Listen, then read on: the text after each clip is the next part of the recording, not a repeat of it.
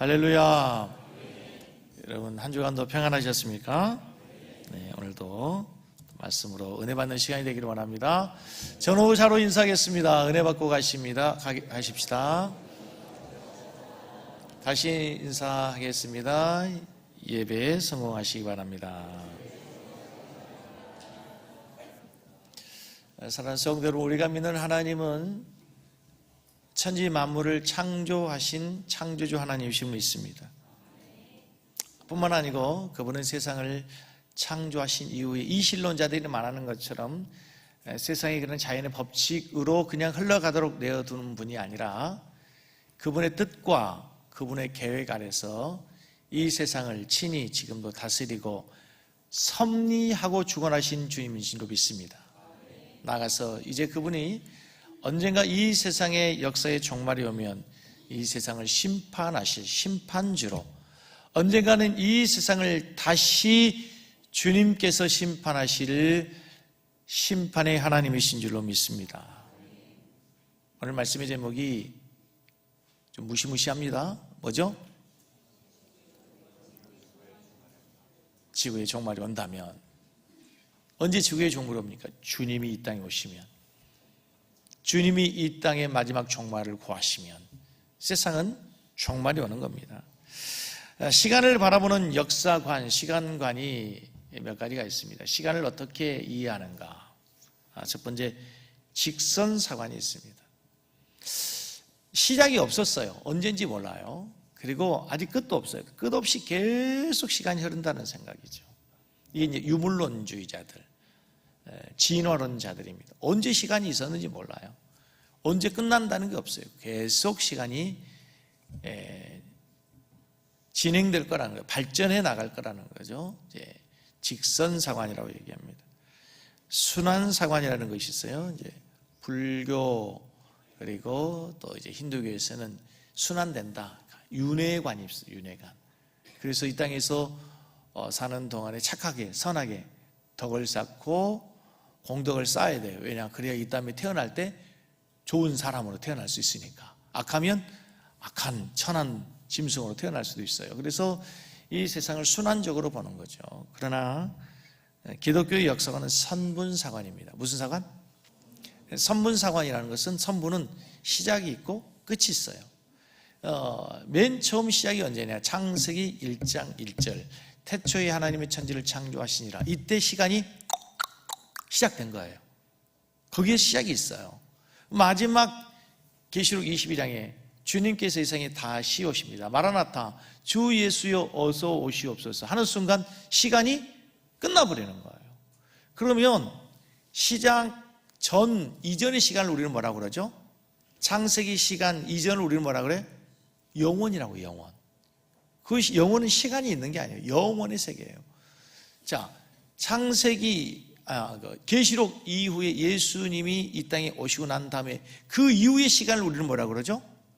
영원이라고 하는 거예요. 그때는 영원히 산다는 얘기는 그때는 시간이 계속되는 게 아닌데 영원하신 하나님과 함께 사는 거예요. 시간이 없는 거예요. 자, 중요한 것은 하나님께서 역사의 종말을 준비하고 계신다는 거죠. 우리는 언젠가는 종말을 맞이해요. 둘 중에 하나의 종말을. 내가 개인적 종말을 맞이해요. 언젠가는 이 세상을 내가 육신의 생명이 다해서 떠나야 될 종말이 와요. 아니면 언젠가는 이 세상의 지구의 종말, 역사의 종말이 온다는 거예요, 여러분. 자, 여러분의 개인의 종말이든 역사의 종말이 정말 관념적으로 온다는 것이 아니라 진짜 여러분에게 내일 죽습니다. 내일 주님 오십니다. 아니, 오늘 주님 오십니다 라고 한다면 여러분들은 무엇을 하시겠습니까? 심각한 질문 해보셨어요? 고민을 해보셨나요? 아니, 진짜 내가 죽는 걸 알죠? 여러분, 우리 사람 한 번 죽습니다. 여기에 다른 이의가 있으십니까? 아멘이신가요? 언젠간 죽어요. 언젠간 죽어요. 그런데 그 죽음이 한 달 남았습니다. 그럼 가슴이 덜커덩하죠.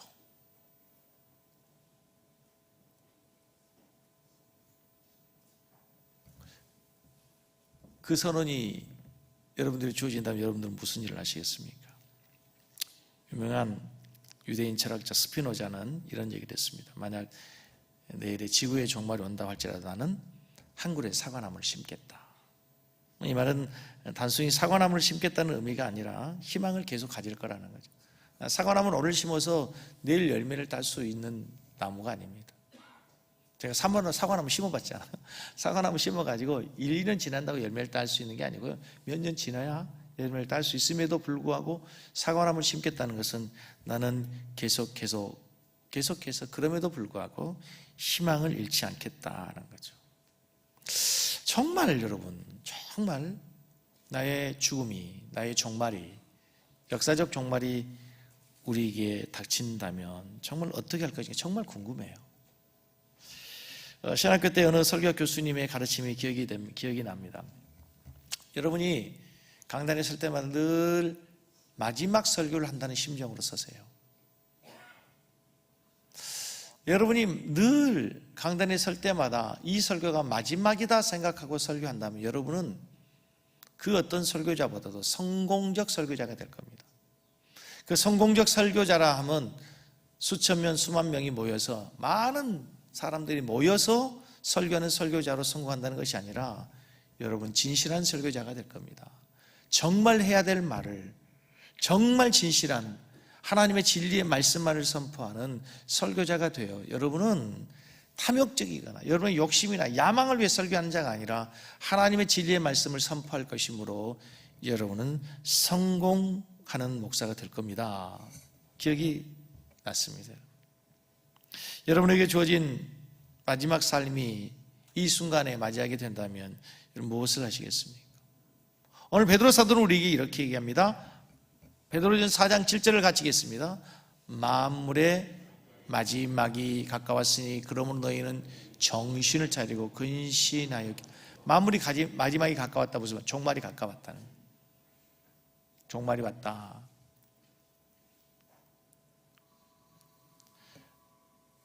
이 마지막이란 말의 의미는 단순히 끝이라는 뜻이 아니고요.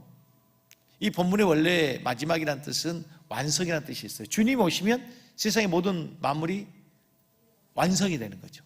완성이 되는 거예요. 여러분도 성경에서 마지막 때에는 어떤 의미가 있냐면 결산의 때가 와요. 결산한다는 거예요. 주님 오시면 우리는 우리의 삶에 대해서 뭐 해야 되죠? 결산해야 돼요. 월말 되면 결산하고 연말이 되면 결산하듯이 우리 인생을 결산하게 된단 말이에요. 여러분 우리 인생에 지구에 종말이 온다면, 역사의 종말이 온다면 정말 무엇을 해야 될까요? 오늘 정말 우리에게 성경에서 말씀하고 있는 놀라운 진리는 뭐냐면 먼저 뭐라고요? 정신을 차리랍니다. 여러분 정신 차리십시오. 여러분 정신 차리세요. 진짜 그렇지 않습니까? 여러분 진짜 종말이 왔다. 내일 내가 죽는다. 내가 한 달 후에 죽습니다라고 한 사형 선고를 받으면 정신이 번쩍 납니다. 번쩍 나요.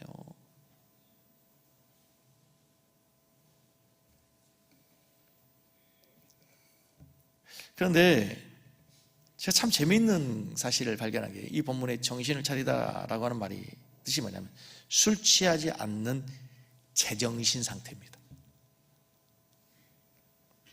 세상이 마지막 다가오면 우리가 정신을 차린다, 취하지 않는다는 거예요. 취한다는 것은 통제력을 잃는 거죠. 통제력을 빼앗겠다는 거죠. 우리가 술 취한다는 얘기는요, 우리의 중추신경이, 우리의 신경이, 우리의 감정이 술의 지배를 받는다는 거예요. 알코올에 장악돼 버리는 거죠. 여러분 마지막 때가 되면 취하면 안 돼요. 술 취한 것이 아니라 단순히 성경에서는 세상에 취하지 말라, 성공에 취하지 말라, 육체 쾌락에 취하지 말라. 여러분 세상은 지금 취해 있어요. 뭔가에 세상의 사람들 자세히 보세요. 뭔가 취해져 있어요. 취해 있어요. 사로잡혀 있지 않으세요? 뭔가 사로잡혀 있어요. 중독이란 게 사로잡혀 있는 거잖아요. 자세히 보면요, 어린아이들은 게임에 사로잡혀 있고요, 술에 중독되어 있고요, 담배에 중독되어 있고요, 마약에 중독되어 있고요, 쾌락에, 육체 정욕에 사람들은 다 중독되어 있는데, 근데 정말 이제 마지막이에요.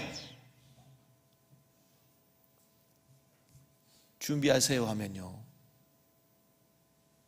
정신 차리게 됩니다. 그런 의미에서 여러분 오늘 이 시간 정신 차릴 수 있기를 바랍니다. 정신을 차리고 근신해서 뭐 해라? 기도해라. 뭐 해라? 정신 차리고 기도하십시오. 네, 오늘 이 명령, 이 부탁, 이 글을 쓰고 있는 사람이 누굽니까? 안 가르쳐줘요? 누구예요? 베드로입니다. 베드로. 근데 베드로라고 하는 사실이 굉장히 우리에게 의미가 색다른 게 뭐냐면요, 사실 베드로는 기도의 살림에서 실패했던 사람입니다. 예수님께서 3년 동안 제자를 데리고 다니면서 예수님은 습관을 줬자 매일 새벽이면 주님 한적한 곳에 가서 새벽 기도하실 때 한 번도 베드로는 그 어떤 제자도 예수님 새벽 기도할 때 따라가서 기도했다는 기록이 나오지 않습니다.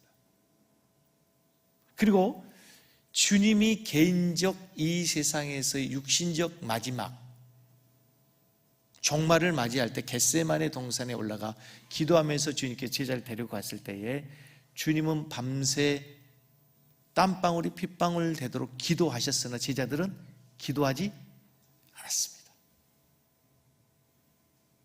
그래서 예수님께서는 십자가에 지고 갈 때 베드로는 예수님 모른다고 부인하고 저주까지 했던, 정말 인생에서 기억하고 싶지 않는 가장 수치스러운 실패했던 사람 베드로입니다. 뿐만 아니라 예수님께서 마지막 그 십자가에서 죽으시면서 예수님은 그 순간에도 기도하셨죠. 뭐라고?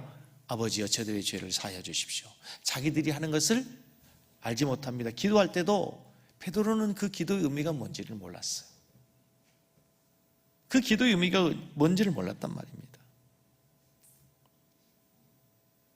이런 베드로에게 놀라운 변화, 기도의 사람으로 변화된 계기가 되죠. 사도행전 1장에 보면 예루살렘을 떠나지 말고 아버지의 약속하신 것을 기다리라, 주님 말씀을 믿고 그들이 모여서 기도하기 시작합니다. 사도행전 2장에 드디어 오순절 마가의 다락방에 불의 혀 같은 강력한 성령이 임하게 되고 그가 성령 충만함을 받습니다. 기도하는데 뭔가 새로운 하나님의 불이 임하게 된 거죠. 그리고 나서 3장에 나가서 제9시 시간, 제9시 기도 시간에 습관을 쫓아 정해진 시간에 기도하는 사람이 됩니다. 그리고 어느 날 성전 미문에 앉아있는 안진뱅이를 보는 순간 베드로가 할 수 없는 말을 합니다. 그렇죠. 뭔가를 구걸하고 뭔가 한 푼 주십시오 구걸하는 그 거리를 향해서 베드로가 얘기합니다. 내게 은과 금은 없거니와 내게 있는 것으로 내게 주노니, 같이 있습니다. 나사렛 예수 이름으로 일어나 걸어라. 기도하는 베드로가 기도하지 않았다면 할 수 없는 위대한 선언, 위대한 능력의 말씀을 선포하는 거예요. 옛날 기도하기 이전에, 성령 받기 이전에 베드로라면 그 얘기를 어떻게 할 수 있겠어요? 자기 호주머니 뒤지면서 동전 몇 개 주고 지나갔을 그 베드로가 놀라운 선포하는 거예요. 내게 은과 금은 없지만 내게 있는 것으로 내게 주는 나사렛 예수 이름으로 일어나 걸어라. 그리고 난 다음에 이제 베드로가 나가서 복음을 전할 때 그 두려웠던 유대인들이, 제사장들이, 로마의 병사들이 다시는 그 예수 얘기하지 마. 베드로 뭐라 하면 하나님 앞에서 사람 말 듣는 것과 하나님 말 듣는 것 중 어떤 것이 옳은가 판단해봐라. 그리고 고난받습니다. 감옥에도 갇히고요, 죽음의 위협도 당한에도 불구하고 베드로가 거기에 굴하지 않아요. 사람 두려워하지 않아요. 죽음도 두려워하지 않아요. 무엇의 힘이에요? 기도의 힘이었던 것을 알게 되는 거죠. 베드로가 체험한 거죠, 기도의 중요성을. 베드로는요, 기도하지 않았기 때문에, 기도에 실패했기 때문에 뼈저린 기도의 중요성을 자기의 삶으로 체험하고 경험했던 사람이에요. 그래서 만물의 마지막이 가까우면 여러분 기도해라, 이 말은 그냥 해본 얘기가 아니란 말이에요. 베드로의 삶에서 기도하지 않았기 때문에, 기도하지 않음으로 실패했던, 너무나 아픈 자기의 삶의 체험에서 나오는 권면이고 명령이란 말이에요. 만물의 마지막이 가까울수록 여러분, 우리가 해야 될 일은 하나님 앞에 나가서 정신 차리고 근신해서 기도해야 될 줄로 믿습니다. 여러분이 기독교를 다양하게 표현할 수 있겠지만 이렇게 표현해야 돼요. 따라서 하겠습니다. 기독교는 기도교다. 재밌는 표현이에요. 기독교는, 근데 그렇게 기도해야 된다는 걸 들은데도 불구하고 우리가 참 기도하지 않습니다. 옛날에는 정말 우리나라는, 한국교회는 기도하는 교회, 기도하는 성도들이었는데 표현이 좀 그래요. 등 따시고 배부르니까, 뱃살에 기름 끼니까, 기도 안 해도 살만하니까 기도를 잃어버리고 있습니다. 사람이 최선을 다하면 그 사람의 수고의 열매를 먹을 수 있습니다. 그러나 우리가 기도하게 되면 우리가 상상할 수 없는, 우리의 힘과 능력으로는 딸 수 없는 새로운 열매를, 하늘의 열매를 거두게 될 줄로 믿습니다. 특별히 우리가 기도해야 될 중요한 기도의 제목이 있습니다. 첫째는 따라서 하십시다. 신앙의 성숙을 위해 기도하라. 다른 말로 은혜 받기 위해서 기도해야 합니다. 여러분, 교회에 오는 거 참 중요하고 예배 참석하는 거 중요한데 예배 참석보다 더 중요한 게 뭘까요? 은혜 받는 겁니다. 은혜 받는 거예요. 어떻게 은혜 받아야 될까요? 목사가 이렇게 설교할 때 우리 성도님들 수백 명이 설교를 듣습니다. 누구는 은혜 받고 가는데요, 누구는 아무런 감동도 없이 그냥 도장 찍고 갑니다. 하나의 종교의 의식 마치고 돌아갑니다. 어떤 사람은요, 시험 들어갑니다. 다른 사람은 다 금캐 가는데 어쩌다 있는 그 돌 캐가지고 갑니다. 안타까운 일이죠. 어떻게 은혜 받느냐면 간단해요. 따라서 하겠습니다. 사모하는 자에게, 준비하는 자에게 은혜 주십니다. 간단한 거예요, 여러분. 여러분, 제가 정말 여러분 은혜 받는 비결 하나 가르쳐 드릴게요. 주일날 지금보다 더 일찍 나와서 사모하는 마음으로 기도로 준비하고 여러분 마음을 정결하게 하고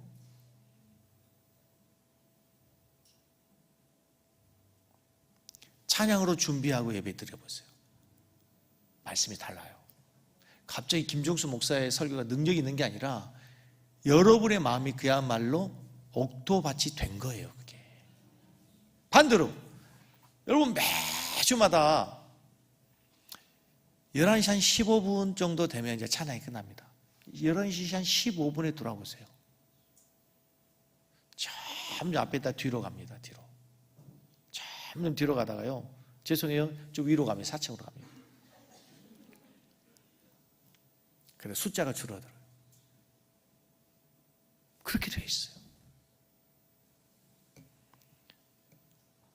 특별히 여러분, 우리가 다음 주부터 있어요. 다음 주 수요일부터 있을 부흥성의를 위해서 기도로, 사모함으로 준비할 수 있기를 바랍니다. 내일부터, 내일 새벽부터 우리가 특별히 새벽 기도인데 일부 예배도 그런 얘기. 여러분, 성경에 있어요. 기도를 특별히 기도해라 이렇게 얘기하지 않습니다. 기도는 어떻게 하라고? 어떻게 하라고? 그래요. 쉬지 말고 기도하라는 거예요. 쉬지 말고 기도하라. 그럼에도 불구하고 여러분, 우리가 이제 몇 년 만에 하는 부흥이지 않습니까? 제가 우리 성도들이 은혜 받는 교회 되기를 바랍니다. 은혜 받는 교회 되기 바랍니다. 첫사랑을 회복하기 바랍니다. 주님께 더 가까이 가는 교회 되기 바랍니다. 사명도 회복하기 바랍니다. 영적으로 성장하기 바랍니다. 갑자기 주일학교에도 우리가 아멘 무대가 그리워집니다. 아멘이 작아요. 다시 은혜를 회복하는 시간 되기 바랍니다. 사명 회복하기 바랍니다. 주님께 더 가까이 가는 시간 되기 바랍니다. 할렐루야. 진짜 아멘 하셨어요? 여러분, 성도들이 가장 큰 축복이 뭡니까, 여러분? 은혜 받는 거예요. 은혜 받으면 살만 나요. 은혜 받으면 신나요. 은혜 받으면 신앙생활이 즐거워요. 행복해요. 은혜 받아봤잖아요, 우리가. 은혜 받고 성령 충만했을 때, 처음 주님 만났을 때 그 기쁨이 있었잖아요. 그때 뭐 돈이 많아서, 지금보다 돈이 많아서 행복했어요? 지금보다 더 높은 자리에 있었기 때문에 그렇게 눈물로 감격했습니까? 아니잖아요. 주님 만나고 은혜 임하니까 그러잖아요. 그 은혜를 놓치면 안 되는 거예요, 여러분. 할렐루야. 기도해야 되는 이유가 또 있어요, 여러분. 우리 앞에 있는 현실적인 문제, 우리의 힘으로 해결할 수 없잖아요. 기도해야죠, 여러분. 어제 참 은혜로운 시간이었어요. 1:1 제자 영육반 10명이 모여서 이제 처음 시작했는데요. 다 진짜 예수 믿는 지 1년 미만 된, 7개월 된 분, 석 달 된 분, 2달 된 분, 이런 분들이. 제가 그 1:1 제자 양육을 옛날에 참 오래 많이 했어요. 제가 그 교재에 달달래 외우고요. 안 보고도 할 수 있어요. 그런데도 하나님 저에게 굉장히 기대하는 마음을 갖게 하고, 떨리는 마음으로, 두려운 마음으로, 제가 동영상도 수없이 듣고 책 보고 또 보고 저 나름대로 연습을 많이 했어요. 연습보다 준비를 참 많이 했어요. 기도하면서 준비하고. 근데 어제 이제 1시간 반 한다고 했는데, 사실 제가 어제 말 많이 안 했는데 2시간 반을 했어요. 근데 지겨워서 막 가는 게 아니고, 아니 우리 성도님들이, 모임들이 막 눈물을 흘리면서 이렇게 나눔이 되는 거예요. 사모하는 마음으로. 그러면 어떤 한 성도님이 그런 고백을 해요. 이제 자기 자신을 교회 오게 된 이유를 얘기하면서, 아들 때문에 왔는데 어찌 할 수 없었는데 자기는 먼저 기도 응답을 받았다. 도저히 아들 힘으로 어떻게 할 수 없는데, 너무 간절했는데 아들이 스스로 결심하고 변화된 모습 보고 얼마나 감사해요. 우리에게 다 은혜로운 간증들이 있잖아요. 다 신앙생활 하면서 한두 개의 간증 없는 사람 어디 있어요? 옛날에 자동차 사고 크게 났는데 차가 다 박살나가지고 그냥 차는 폐차했는데 나는 멀쩡히 살았다, 이런 뜨끈뜨끈한 간증들 있잖아요. 근데 이게 10년 전 거야. 10년 전 거. 우려먹고 가지고 식은 밥 그거 하면 안 돼. 이제 따끈따끈한 간증이 새롭게 날마다 많아지기를 바랍니다. 기도는 뭐냐면요, 하나님의 능력을 체험하는 거예요. 아멘. 하나님의 말씀을 우리가 살아가야 될 삶의 방법을 제시한다면 그 방법대로 갈 수 있는 힘이 뭐냐? 기도예요. 기도. 어느 한 우리 성도님께서, 근데 목사님 기도해야 되는데 기도가 안 됩니다. 기도 안 되신 분 있죠? 기도가 안 되죠? 기도가 다 잘 돼요? 제가 기도 잘 하는 방법 가르쳐드려요? 가르쳐드려요? 진짜 해보실 생각 있으세요? 진짜죠? 여러분, 축구 누가 잘합니까? 공 누가 잘 찹니까? 축구. 원래 타고나서 재주가 있어도요, 안 하면은 열심히 매일 저기 축구 나간 저기 축구한 사람 못 얘기입니다. 공부 누가 잘합니까? 머리 좋은 놈이 잘합니까? 날마다 공부하는 놈 못 얘기입니다. 기도도 마찬가지예요. 기도도 단계가 있어요, 여러분. 단계가 있어요. 기도 누가 잘하냐면 자주 기도하는 사람이에요. 기도의 깊이는 시간에 비례합니다. 여러분, 누가 깊은 기도할까? 5분 기도한 사람하고 30분 기도하는 사람하고 1시간 기도한 사람, 누가 더 깊어질까요? 근데 목사님, 난 기도하면요 5분이면 다 끝나요. 5분이면요 세계 복음화까지 다 이룹니다. 남북 동일 세계 복음화까지 다 이룹니다.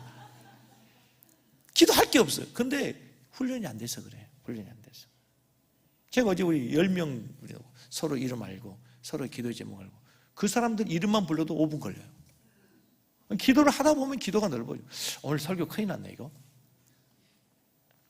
길고 작고가 중요한 게, 은혜를 받는 게 중요한 거죠.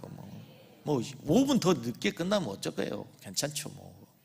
5분 늦게 밥 먹으면 되는 거죠. 그죠? 자, 중요한 건 여러분, 기도는 누가 잘한다고?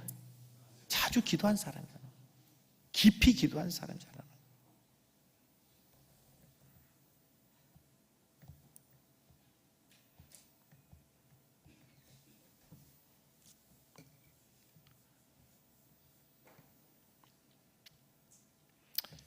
이 버트란이라고 하는 사람이 힘에서 사람에게 이 세상에는 4가지 차원의 힘이 있다 그럽니다. 세상에 몇 가지 힘이 있는데요. 첫째는 1차원적인 힘이 있습니다. 1차원적인 힘. 육체적인 힘, 물리적인 힘, 들 수 있는 힘. 제가 이 왼손은 요걸 못 들어요. 지금 못 들어요. 어린아이 이거 못 들어요. 청년, 20대 청년은 더 무거운 힘을 무거운 짐을 들 수 있죠. 힘이 있죠. 육체적 힘이에요.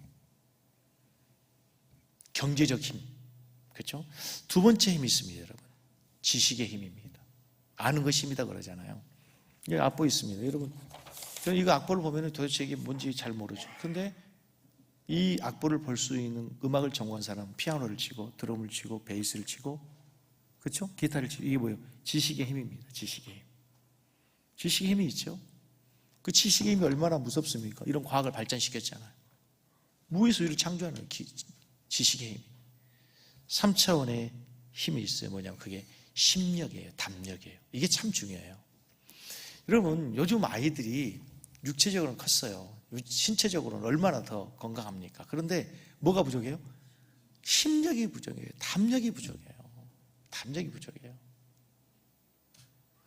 그 운동선수들을 보면은요, 연습할 때는 너무너무 잘하는데 막상 실전에 가면 제 실력을 발휘하지 못하는 거예요. 연습할 때 프로야구 선수가, 투수가 볼을 던지면 150km 막 넘어가요. 타자를 압도해버리죠. 그런데 막상 실전에 딱 올라가면 0점이 안 맞아. 자꾸 포볼라고 폭투하고. 뭐가 부족한 거예요? 담력이 부족한. 그 담력을 키우기 위해서 스포츠 선수들이 여러 가지 많은 훈련하잖아요. 뭐 해병대 가서 훈련도 하고. 여러분 잘 아시는 골프의 그 박세리 선수는 자기 아버지가 담력을 키우기 위해서 어디 가서 훈련했다고? 공동묘지에 가서 훈련을 했다고 하잖아요. 그게 뭐예요? 담력을 키우기 위해요. 여러분, 우리 그리스도인이 담력도 있어야 될 줄로 믿습니다. 용감한 담력도 필요해요. 그것도 놀라운 힘이에요. 자기가 갖고 있는 지식과 물리적인 힘을 훨씬 더 크게 사용할 수 있는 힘이죠. 그 위에 힘이 있으면 영역이에요. 영역. 여러분, 영적인 힘이 강해지면 내 육신의 연약함을 성령의 능력으로 지배할 수 있어요.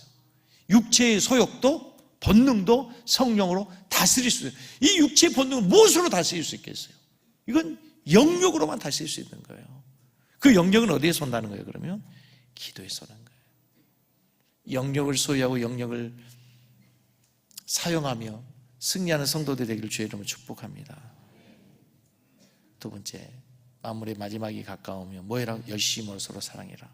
제가 사랑에 대해서 너무 많이 설교했기 때문에 이 종말과 관련해서 제가 간단히 설명하면, 여러분, 종말이 됐는데 왜 우리가 사랑해야 되냐면 믿음, 소망, 사랑, 이 세 가지는 항상 있을 것인데 그 중에 제일은 사랑이라 그러잖아요. 왜 사랑이 제일인가? 여러분, 종말이 되면 지구에 종말이 왔어요. 우리가 하나님 나라에 갔단 말입니다. 믿음 필요합니까? 하나님 나라에서 믿음 필요 없어요. 소망이 필요 있나요? 이미 다 이루어지는 소망이 필요 없어요. 거기에서는 뭐가 필요해요? 사랑만 필요한 거예요. 그래서 종말이 될수록 더 사랑하는데 어떻게 사랑해라? 열심으로 사랑해라. 열심으로. 그런데 사랑의 속성 하나만 더 기억합시다. 사랑은 허다한 죄를, 사랑은 어떻게 해요? 허다한 죄를 덮어요. 여러분, 사랑은 허다한 죄를 덮습니다. 자식이 잘못한 거, 자식의 허물을 막 들추는 부모가 있습니까? 자식을 험담하면요, 부모가 화가 납니다. 아니라고 변명하고 덮어주죠. 여러분, 김 목사를 사랑하시나요? 아멘이 작은데요. 김 목사 사랑합니까? 어떻게 해야 돼? 에? 지금 우리가 이 성경 말씀, 사랑한다면 어떻게 해야 된다고요? 허물을 막 들춰내. 봤지 목사님 봤지. 그거 어떻게 하라고요? 못 봤어요.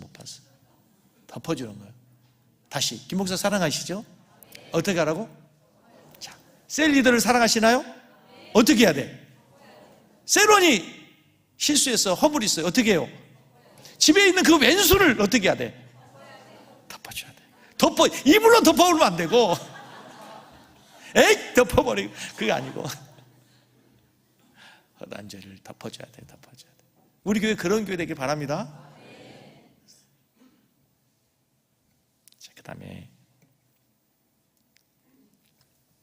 9절을 보세요. 같이 있습니다. 서로 대접하기를 원망 없이 하고 각각 은사를 받은 대로 하나님의 여러 가지 은혜를 맡은 선한 청지하지 서로. 자, 이 두 가지를 합쳐서 마지막 주님 앞에 가기 전에 뭐 해야 되냐면 대접하고 서로 봉사해라. 대접하고 서로 봉사해라. 할렐루야. 여러분 서로 대접하시기 바랍니다.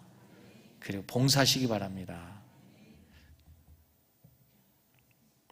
네, 여러분 마무리 마지막에 왔는데 좀 이상하잖아요. 쉬어야죠. 마무리 마지막에 왔는데 무슨 봉사를 합니까? 이제 종말이 왔는데 무슨 봉사를 해요? 그런데 자세히 생각해 보시면요, 우리는 만물의 마지막이 되고 그래서 주님 앞에 서게 되면 뭐 해야 되냐면 계산해야 됩니다. 마태복음 25장에 보면은 5달란트, 2달란트, 1달란트 맡은 자에게 주님이 오셔서 뭐 하죠? 계산하고 심판하잖아요. 여기 본문 말씀해 보세요. 9절 말씀해 보시면 다시 9절이 아니고 10절 각각 은사를 받은 대로 하나님의 여러 가지 은혜를 맡은 뭐처럼? 선한 청지기처럼 봉사해라. 하나님 우리에게 맡겨주신 거 있죠. 여러분이 지금 누리고 있는 것 모든 것 다 여러분께 아니죠. 여러분의 물질, 건강, 자식, 은사를 뭐라고? 달란트라고 그러죠. 탤런트, 재주, 거기서 나온 거예요. 그걸 하나님이 하나님 앞에서 맡겨준 것에 대해서 2달란트, 1달란트, 5달란트 맡은 자에 각각 심판한단 말이에요. 계산을 해야 된단 말이에요. 그래서 청지기처럼 봉사해서 하나님 앞에 그걸 남겨야 돼요. 충성된 종이라고 칭찬을 드려야 될 줄로 믿습니다. 그 은사를 어떻게 사용했는가, 얼마나 남겼는가를 계산한단 말이에요. 그래서 주님 앞에 설 날이 가까우면 올수록 더 열심으로 뭐요? 봉사해야 되는 거예요. 청지기처럼.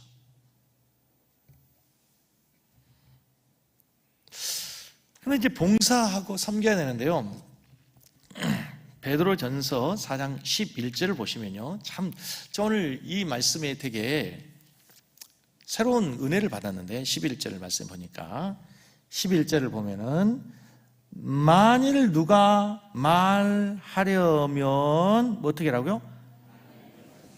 마지막에 가까우면 말 조심해라. 말 조심을 하는데 말하려면 어떻게? 하나님의 말씀을 하는 것 같이. 여러분이 하나님의 말씀을 한다고 생각하면 함부로 얘기합니까? 조심스럽게 하겠죠. 하나님의 말이라고 한다면, 하나님의 말씀을 한다면 조심스럽게, 겸손하게, 그렇죠?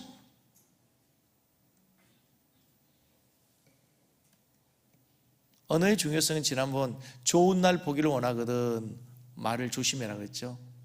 얼굴 성형하지 말고 혀를 성형해라 그랬어요. 얼굴 성형하지 말고 혀를 성형해라 그랬어요. 혀가 할례를 받으면 좋은 날 와요. 인생이 달라진단 말이죠.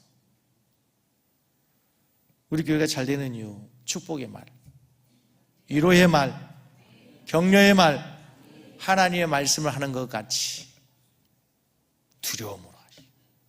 함부로 말하지 말고, 삐딱하게 얘기하지 말고.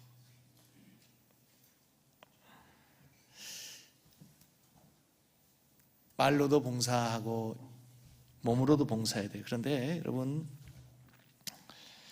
봉사하는데요, 성경에서 아주 재미있는 단어를 차지했습니다. 자, 8절, 9절, 10절에 공통적으로 반복되어 사용되는 단어가 있습니다. 8절 띄워줘 보세요. 8절에 보면은요, 무엇보다도 사랑해라 아니고 서로 사랑해라. 뜨겁게 서로 사랑해라. 9절 말씀, 대접해라 얘기하지 않고 어떻게 하라고? 서로 대접해라는 거예요. 그 다음에 봉사해라 할 때 서로 봉사하라는 거예요. 자, 서로 봉사하고 서로 대접하고 서로 사랑해야 될 줄로 믿습니다. 11절의 핵심은 서로서로예요. 서로서로. 그런데 11절 후반부에 보면은요, 11절 후반부에 이런 범사에 예수 그리스도로 말미암아 누가 영광을 받아요? 하나님이 영광을 받으시게 하려 함이니. 누구에게? 그에게, 하나님에게만 영광과 권능이 세세에 무궁토이지라. 사랑하고 섬기고 봉사한 건 서로 해야 되지만 영광은 누구에게만? 영광을 서로에게 돌리면 안 돼요. 영광은 하나님께만. 영광은 하나님께만. 우리는 너무 이 얘기를 잘 알죠. 이 사실을 알잖아. 하나님께 영광을 돌려야 된다고 하잖아. 그런데 베드로는 그걸 정확히 기록하고 있어요. 너희가 봉사 서로 해라.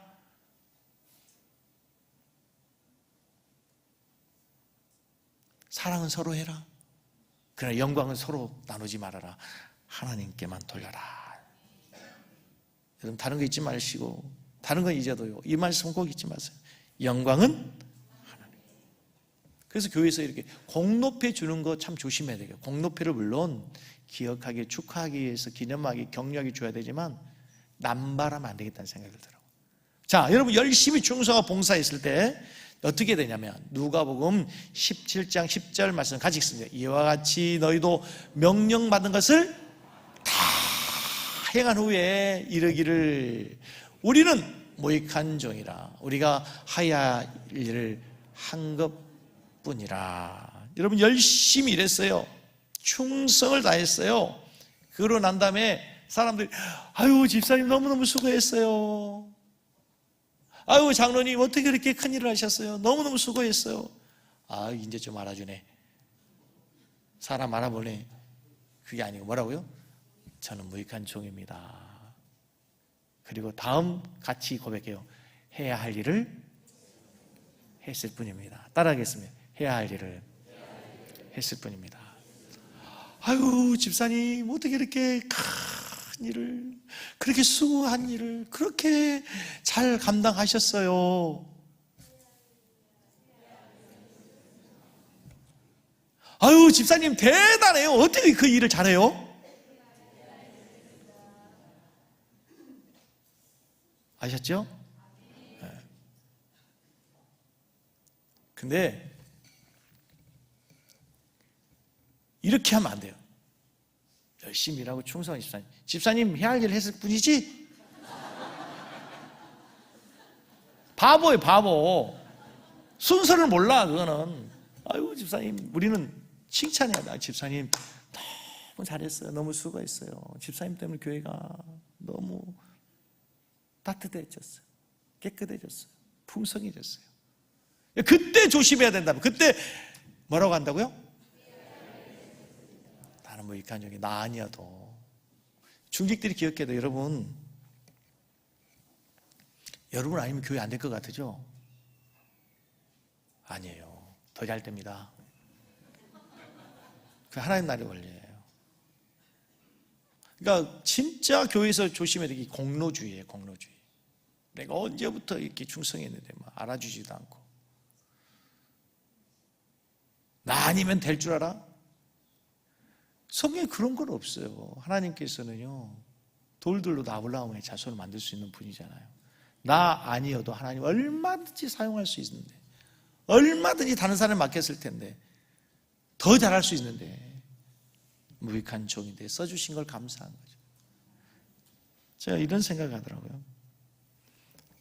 어느 목사님에게 은퇴식 했더니 막 순서가 수십 가지야.